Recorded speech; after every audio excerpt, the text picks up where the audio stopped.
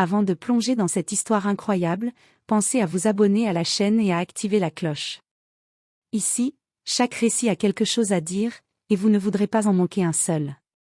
C'était un matin ordinaire au prestigieux lycée Saint-Clair, un établissement réputé pour son excellence académique et son environnement modèle.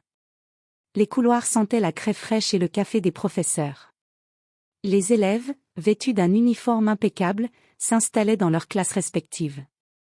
Au milieu de ce décor, Amara Johnson, une jeune fille noire de 16 ans, faisait son entrée discrète dans la salle de littérature. Elle était nouvelle, fraîchement transférée depuis un autre lycée. Son allure élégante, ses tresses soignées et son regard calme contrastaient avec l'agitation habituelle des adolescents. Le professeur Monsieur Laurent Delcourt, un homme dans la cinquantaine, connu pour sa rigueur et son arrogance, leva les yeux vers elle. « Tiens, une nouvelle. J'espère que tu es à la hauteur du niveau ici. On n'est pas dans une école de quartier, lança-t-il, un sourire méprisant au coin des lèvres. Quelques rires étouffés se firent entendre dans la classe. Amara resta immobile, essayant de garder sa dignité. « Je m'appelle Amara, monsieur. Je viens pour le cours de littérature avancée. »« Amara » répéta-t-il d'un ton sarcastique. « Eh bien, Amara, ici on parle correctement, on écrit correctement, et on pense correctement. Alors fais en sorte de ne pas ralentir la classe. » Toute la matinée, il ne cessa de la reprendre pour la moindre faute, souvent sans raison valable. Lorsqu'elle donna une interprétation originale d'un poème, il la ridiculisa publiquement. « On ne demande pas ton imagination de banlieue ici, mademoiselle Johnson. On étudie les textes, on ne les invente pas. » La classe éclata de rire. Amara sentit ses yeux brûler, mais elle resta silencieuse. Ce que M. Delcourt ignorait, c'est que la nouvelle élève qu'il venait d'humilier était la fille de la directrice du lycée, Madame Grace Johnson, une femme respectée, ferme, et très engagée dans la lutte contre les discriminations. À la pause, les murmures circulaient déjà, c'est la fille de la directrice. Mais il était trop tard. L'arrogance du professeur allait se retourner contre lui dans un moment qu'il n'oublierait jamais. Car ce jour-là, il allait apprendre la plus grande leçon de sa carrière, celle que l'humilité vaut plus que les titres, et que la dignité d'un élève n'a pas de couleur. Le son de la cloche résonna dans les couloirs du lycée Saint-Clair. Les élèves se ruèrent vers la sortie, bruyants, soulagés que la matinée soit terminée. Dans la salle de classe, Amara rangea calmement ses affaires. Son visage était impassible, mais son cœur battait fort. Elle avait encaissé les humiliations sans répondre, parce qu'elle savait qui elle était et surtout, qui était sa mère. Monsieur Delcourt, quant à lui, se tenait fièrement derrière son bureau, observant la jeune fille quitter la salle sans un mot. « Les nouvelles générations n'ont plus aucun respect, » marmonna-t-il, satisfait de l'avoir remise à sa place. Il prit ses copies, son sac en cuir usé, et se dirigea vers la salle des professeurs. La salle des professeurs était un lieu clos, saturé d'odeurs de café et de papier. Les discussions y étaient toujours animées, parfois mesquines. « Alors, Laurent, comment s'est passée ta matinée » demanda Madame Girard, professeure d'histoire, en versant un peu de sucre dans son café. « Épuisante, » répondit-il avec un soupir. « On m'a encore collé une nouvelle élève. Amara Johnson, je crois. Tu verrais ça, un accent à couper au couteau, et déjà elle croit tout savoir sur Baudelaire. »« Johnson » répéta Madame Girard, intriguée. « Oui, pourquoi ?»« Rien, c'est juste que ce nom me dit quelque chose. » À ce moment-là, la porte s'ouvrit brusquement. La directrice, Madame Grace Johnson, entra, vêtue d'un tailleur sobre mais élégant. Son port de tête imposait le respect. Ses yeux, sombres et pénétrants, balayaient la pièce. Un silence immédiat s'installa. Même les professeurs les plus bavards cessèrent de parler. « Bonjour à tous, » dit-elle calmement. « J'aimerais m'entretenir un instant avec Monsieur Delcourt, si vous le permettez. » Le concerné se redressa, un sourire forcé sur les lèvres. « Bien sûr, Madame la directrice. »« Un problème ? » ?»« Oui, un problème d'attitude, il semblerait. » Les murmures reprirent discrètement autour. Madame Johnson ferma la porte derrière eux, et d'un ton posé mais glacial, elle dit. « Je viens d'apprendre qu'une élève a été publiquement humiliée en classe ce matin. Une élève nommée Amara Johnson. Ah, oui, cette jeune fille, commença-t-il, mal à l'aise. Je voulais simplement lui enseigner la rigueur académique. Elle semblait un peu, disons, hors de son élément. Madame Johnson croisa les bras, le fixant sans cligner des yeux. Hors de son élément? Répéta-t-elle lentement. Je vois. Et qu'est-ce qui vous fait penser cela? Sa manière de parler? Sa couleur de peau? Ou simplement le fait qu'elle ait osé avoir une opinion? Le professeur blêmit. Mais enfin, madame, je n'ai rien contre elle personnellement. Je l'espère bien, répondit-elle d'une voix douce mais ferme. Parce qu'Amara Johnson est ma fille. Un silence lourd tomba dans la pièce. Le visage de Monsieur Delcourt se vida de toute couleur. Ses mains tremblaient légèrement. Je ne savais pas. Non, vous ne saviez pas, coupa-t-elle. Et c'est justement là le problème. Vous n'avez pas pris la peine de savoir. Vous avez jugé avant de comprendre, méprisé avant d'écouter. Madame Johnson fit une pause, puis ajouta d'un ton tranchant. À Saint-Clair, nous formons des esprits, pas des préjugés. Vous avez franchi une ligne que je ne tolérerai jamais ici. Elle se leva, se dirigea vers la porte et conclut. Nous reparlerons de votre avenir dans cet établissement. Pour l'instant, je vous suggère de réfléchir à la différence entre enseigner et humilier. Elle sortit, laissant Monsieur Delcourt seul, dévasté, son orgueil réduit à néant. Dans le couloir, Madame Johnson aperçut Amara, qui l'attendait discrètement. Elle posa une main sur son épaule et lui dit doucement. Ne t'inquiète pas, ma fille. Parfois, le silence est la plus belle des réponses. Mais la justice finit toujours par parler. L'après-midi s'étira dans une tension inhabituelle. Le bruit courait dans tout le lycée. Le professeur Delcourt a eu des ennuis avec la directrice. Il a humilié sa fille sans savoir qui elle était. Dans la cour, les élèves échangeaient des chuchotements mêlés de curiosité et de stupeur. Certains riaient nerveusement, d'autres restaient silencieux, gênés d'avoir ri ce matin aux remarques du professeur. Amara, elle, gardait le même calme. Elle suivait ses cours comme si de rien n'était, son regard posé sur ses cahiers, tandis que les murmures la suivaient dans les couloirs. À 16 heures précises, une réunion exceptionnelle fut convoquée dans la grande salle du conseil. Autour de la table ovale se tenait la directrice, Madame Grace Johnson, le doyen des professeurs, le représentant des parents d'élèves et 4 enseignants. L'atmosphère était lourde. Le tic-tac de l'horloge semblait résonner plus fort que d'habitude. Monsieur Delcourt entra, les épaules basses, ses lunettes tremblant légèrement entre ses doigts. Lui qui, d'ordinaire, se tenait droit et sûr de lui, paraissait soudain fragile. « Asseyez-vous, Monsieur Delcourt, dit calmement Madame Johnson.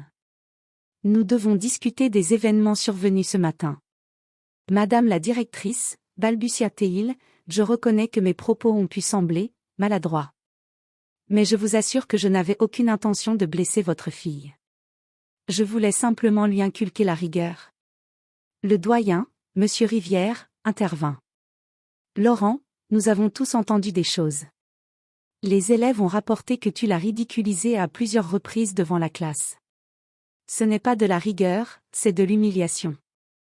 Madame Johnson resta silencieuse quelques secondes avant de reprendre. Je ne suis pas ici seulement en tant que mère. Je suis ici en tant que directrice. Et en tant que directrice, je ne peux pas tolérer que l'un de mes enseignants fasse de la salle de classe un lieu de mépris. Un murmure d'approbation parcourut la table. Vous savez, Monsieur Delcourt, poursuivit-elle, cela fait 15 ans que je dirige cet établissement. J'ai vu des élèves se tromper, des enseignants se surpasser, mais jamais je n'ai toléré la condescendance. Aujourd'hui, vous avez brisé un principe fondamental, le respect. Le professeur resta tête baissée. Je comprends, et je suis prêt à m'excuser auprès d'Amara. Vous le ferez, répondit-elle, mais pas seulement auprès d'elle. Vous présenterez vos excuses devant toute la classe, car c'est devant eux que vous l'avez rabaissée. Il releva les yeux, surpris. Devant les élèves? Oui. Ce sera une leçon. Pas pour vous seul, mais pour tous. Parce qu'ici, à Saint-Clair, nous voulons enseigner que la grandeur ne réside pas dans le pouvoir, mais dans la capacité de reconnaître ses torts. Le silence revint. Tous savaient que la décision était juste. Madame Johnson conclut la réunion d'une voix ferme. Vous conserverez votre poste, mais sous évaluation pédagogique pendant 3 mois. Un seul autre incident de ce genre, et votre contrat sera révoqué. Monsieur Delcourt acquiesça lentement. Merci, Madame la directrice. Je ne referai jamais cette erreur. Le soir, alors que la salle se vidait, Madame Johnson resta seule quelques instants, son regard perdu sur la fenêtre. Le soleil couchant teintait le ciel d'un orange apaisant. Elle pensa à Amara, à la force tranquille avec laquelle sa fille avait affronté la honte et le silence. Elle murmura pour elle-même. Parfois, la justice ne crie pas. Elle agit. Le lendemain matin, l'air était lourd dans les couloirs du lycée Saint-Clair. Les élèves se pressaient vers la salle 204, celle de littérature, comme s'ils se rendaient à un spectacle dont ils connaissaient déjà le dénouement. Les murmures allaient bon train. Tu crois qu'il va vraiment s'excuser? Le prof Delcourt? Jamais de la vie. Il paraît que la directrice l'a obligé. Amara entra dans la classe avec son habituel calme. Elle s'assit à sa place, sortit son cahier et ses stylos. Son visage ne trahissait aucune émotion, mais ses mains tremblaient légèrement. Elle n'avait pas cherché la vengeance, seulement le respect. Quelques minutes plus tard, la porte s'ouvrit. Monsieur Delcourt entra, lentement, ses épaules légèrement courbées. L'homme qui autrefois imposait le silence d'un simple regard semblait aujourd'hui bien plus humain. Il posa ses feuilles sur le bureau, regarda ses élèves, puis soupira profondément. Avant de commencer le cours, dit-il d'une voix grave, « J'aimerais vous dire quelque chose. » Le murmure se tut instantanément. On entendait presque le vent frôler les vitres. Hier, j'ai eu un comportement inacceptable envers l'une d'entre vous. J'ai manqué de respect à une élève, à une personne. Et ce, devant toute la classe. Il se tourna vers Amara, le regard plein de remords. Mademoiselle Johnson, je vous l'ai jugé sans vous connaître. Je vous ai humilié alors que vous ne méritiez que considération. Pour cela, je vous présente mes excuses, ici, devant tout le monde. Un silence profond suivit ces mots. Les élèves, d'abord surpris, semblaient incapables de détourner les yeux. Certains baissèrent la tête, honteux d'avoir ri la veille. Amara, elle, leva calmement les yeux vers lui. Sa voix, douce mais ferme, brisa enfin le silence. Merci, Monsieur Delcourt. J'accepte vos excuses. J'espère juste qu'un jour, plus aucun élève ne sera jugé avant même d'avoir eu la chance de montrer qui il est. Un murmure d'approbation traversa la salle. Ce n'était pas une revanche. C'était une leçon, pour tous. Le cours reprit, étrangement paisible. Monsieur Delcourt parla différemment ce jour-là. Moins d'arrogance, plus d'écoute. Lorsqu'Amara proposa une interprétation du poème de Victor Hugo, il l'écouta jusqu'au bout, hochant la tête avec respect. À la fin de la classe, alors que les élèves sortaient un à un, il l'appela doucement. Amara? Oui, monsieur? Votre mère est une femme exceptionnelle. Mais je crois que vous n'êtes pas très loin derrière. Amara esquissa un sourire. Merci, monsieur. Peut-être que, cette fois, c'est vous qui venez d'apprendre une belle leçon. Le professeur la regarda s'éloigner dans le couloir, son cartable sur l'épaule, la tête haute. Et, pour la première fois depuis longtemps, il comprit la véritable signification du mot enseigné. Les jours suivants, quelque chose changea dans l'air du lycée Saint-Clair. Les élèves, d'habitude distraits et bavards, semblaient plus attentifs.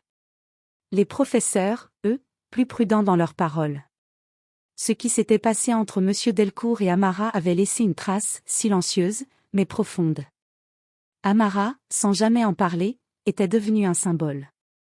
Non pas celui d'une vengeance, mais d'une dignité tranquille. Les plus jeunes la regardaient avec respect, les plus âgés avec admiration. Elle n'avait pas crié, pas insulté, pas cherché à humilier en retour. Elle avait simplement laissé la vérité parler pour elle. Dans son bureau, Madame Grace Johnson observait par la fenêtre la cour du lycée. Elle voyait sa fille marcher parmi les autres, sereine, le regard apaisé. Monsieur Delcourt traversait la cour de l'autre côté, son pas plus humble, ses salutations plus sincères. Depuis l'incident, il avait changé. Il prenait le temps d'écouter ses élèves, d'encourager plutôt que de juger. Madame Johnson sourit doucement. Elle savait que, malgré la douleur du moment, quelque chose de juste était né de cette erreur. Un matin, quelques semaines plus tard, Monsieur Delcourt décida de consacrer un cours entier à un thème inhabituel. Les préjugés dans la littérature et dans la vie. Il commença par citer une phrase de Maya Angelou.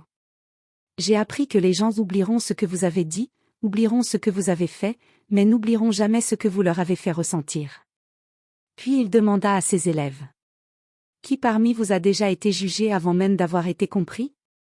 Les mains se levèrent, timidement d'abord, puis de plus en plus nombreuses. Chacun raconta un petit bout de son histoire, une remarque blessante, une injustice, un doute. Amara, elle, resta silencieuse jusqu'à ce que le professeur l'invite à parler. « Et toi, Amara ? Que as-tu appris de tout cela ?» Elle prit une courte inspiration, puis répondit avec douceur. « J'ai appris que parfois, il faut traverser la douleur pour enseigner le respect. Et que même ceux qui nous blessent peuvent changer, s'ils décident d'écouter. » Un silence ému suivit ces mots. Monsieur Delcourt hocha lentement la tête. Ce jour-là, il comprit que ce n'était pas lui qui avait donné une leçon à Amara. C'était elle qui venait d'en donner une à toute la classe et à lui, surtout. La cloche sonna. Les élèves sortirent dans un murmure de respect. Monsieur Delcourt resta seul un moment, fixant le tableau où Amara avait écrit, à la craie blanche. La dignité est la plus belle réponse au mépris. Il resta devant ces mots, les relisant lentement, le cœur apaisé. Puis, dans un sourire rare, il se dit que cette phrase méritait d'être affichée au mur du lycée. Quelques semaines plus tard, Madame Johnson organisa une assemblée pour tous les élèves et enseignants. Au centre du hall principal, un panneau fut inauguré. En lettres dorées, on pouvait y lire. Saint-Clair, un lieu d'excellence, d'écoute et de respect. Inspiré par la force d'Amara Johnson. Les applaudissements résonnèrent. Et Amara, les yeux brillants, comprit à cet instant que la justice n'a pas besoin de fracas pour être entendue. Elle parle dans le calme, et son écho dure pour toujours.